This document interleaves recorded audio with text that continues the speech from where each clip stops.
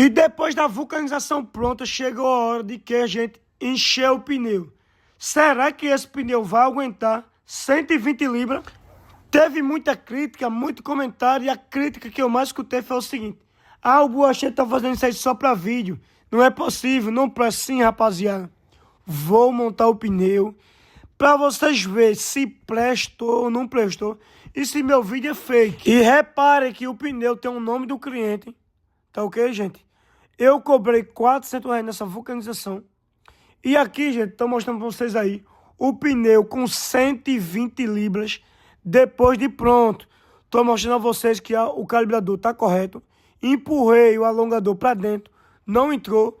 Tá aí o pneu com 120 libras. Passei bastante baba de camelo nele.